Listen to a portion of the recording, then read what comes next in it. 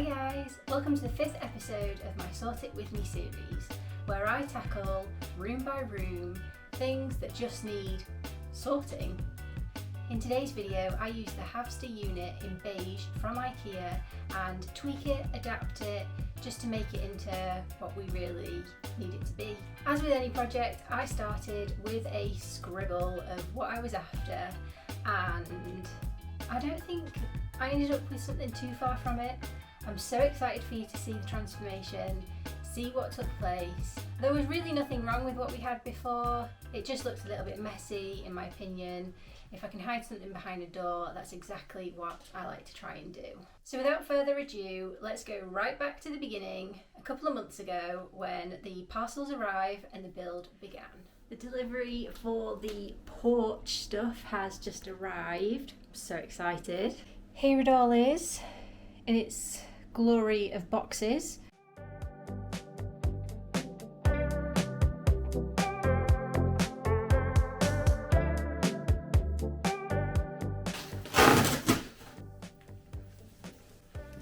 I'm not a huge fan of the colour. I don't think it particularly matches. Sorry for the camera moving, it's Nova's tail. I don't think it particularly matches what I thought we were getting, but I'm going to roll with it because it's wood and I don't have the budget to pay a joiner to come in and do what I myself am trying to achieve. Building this unit is super easy. If you've built IKEA cabinets before, then you know that they're not necessarily always the hardest thing. Some people may disagree, but I don't think they're too bad. And this was definitely the case for this. It is one of the easier units to build, I would say, and although I didn't take the build to what it is actually meant to be, to the complete full Havster finish, it was still easy to complete, and I may have spread it out over a few days due to work and life commitments, but at the end of the day, I'd definitely say it would be very easy to achieve within a day.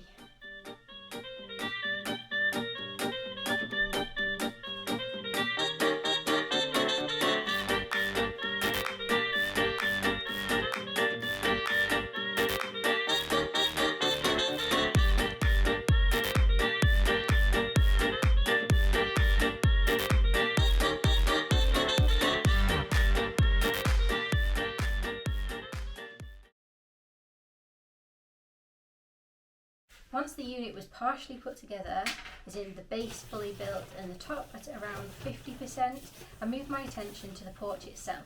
Technically, there was already nothing wrong with the setup, as I have already touched on, but it's just personal preference to have things tidied away.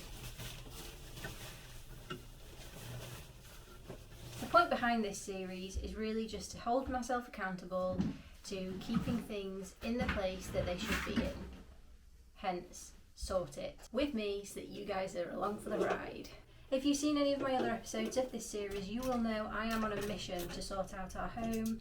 Everything from decluttering to transforming. I am a woman on a mission, so make sure you subscribe if you haven't already done so that you don't miss out.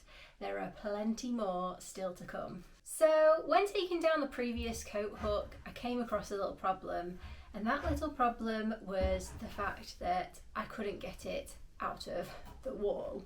I did have to call in some help from Tom. I usually pride myself on being a bit of an independent girl, but you know when you have to just ask for help, and it was one of those times. I had to ask for help. So the screw came out of the wall and it was broken. It was the same the other side. I was trying to yank it off the wall basically using a hammer. We got there in the end, and thankfully, the way the project ended up turning out, you'd never know it was there. I mean, we know it's there, and obviously you guys now know it's there, but out of sight, out of mind in this instance. So once that little hiccup was over, I was able to begin bringing in the unit to its new home. And once that was in place, I began preparing the wall that was visible with SBR, as I had planned on tiling that area. In case you don't know, you can't just tile straight onto a plain painted wall. The adhesive needs to have something to grip to, and so that's what the SBR is. However, I soon realised that having the unit to the left rather than right was a preferred option for us. I feel like it actually gives us more space and more opportunity to change the space up if we ever need to in the future. So of course, I moved the unit and then I had to SBR the wall again. As I plan on using this unit to house our coats and hooks, I bought a separate coat hook, cut out the back of the top half of the unit and fitted the coat hooks to the wall, just to ensure it will be really secure and able to take the weight of all our coats. This was done in between the tiling whilst I was waiting for things to dry. I was keen to keep the project moving forwards and I was on a very tight deadline that day. So these are the tiles. For size reference, yeah, they're big. They're actually the biggest I have ever worked with. I've done a couple of tiling tasks around the home. I am not an expert by any stretch of the imagination. Oddly, I quite enjoy doing it.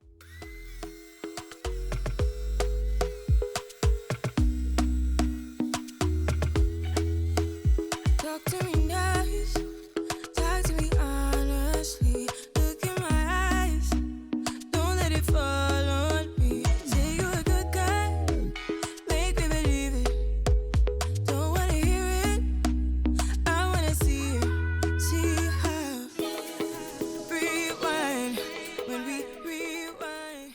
I had planned on using my hand tile cutter, but it was too small for the tiles, so I used my electric tile cutter, which I think turned out to be way easier in the end.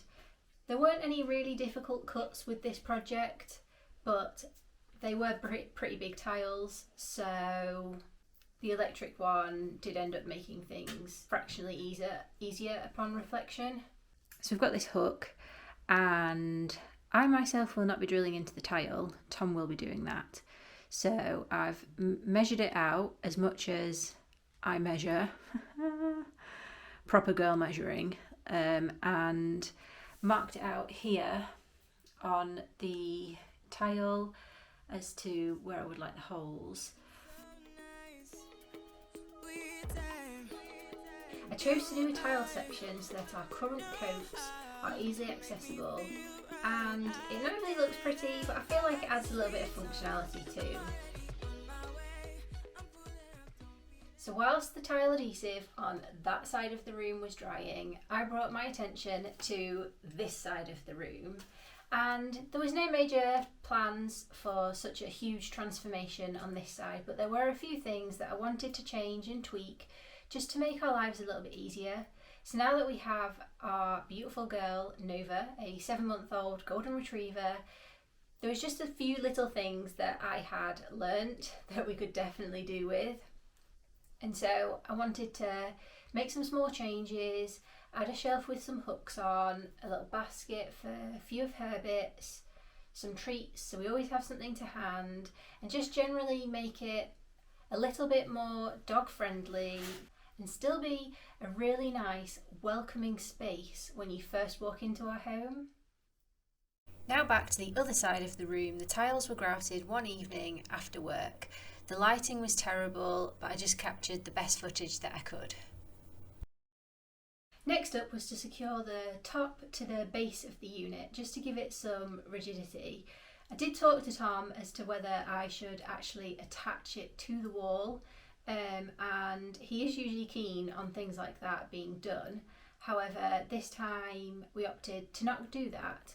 Hopefully it won't be something that we regret, but in the future, if we do ever come to move, we have the option to easily take the unit apart, as in split it in half, move it, and there's then much less damage to the wall, because let's not forget there are the 2 big screw holes already in there with screws still in the wall that would need fixing if we were to move. So this unit does come with 3 shelves, but obviously I'm not using them. So I had the idea to create shelves in this gap here. However, I measured, and like I said earlier on, girl measuring, to its absolute T here, and the shelf is now fractionally too big. Oh. I have never hung shelves before, and I'm definitely finding this to be a little bit trickier than what I thought I would. I'm working in a really tight space. It's just a little bit more challenging than what I ever thought it would be. But challenge builds character. That's what I'm telling myself right now. Let's just keep on going. Woohoo! Perseverance paid off.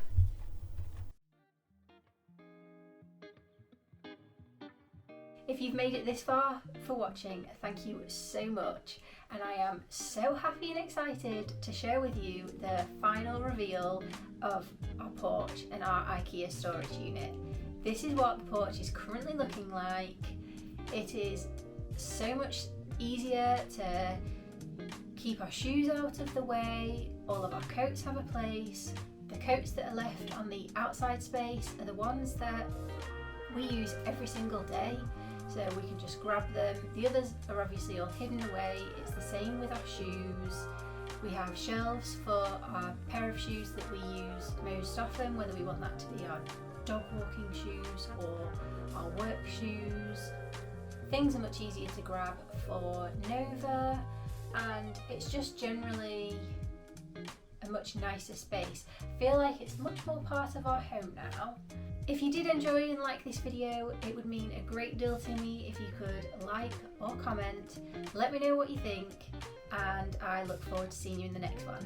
Take care, bye!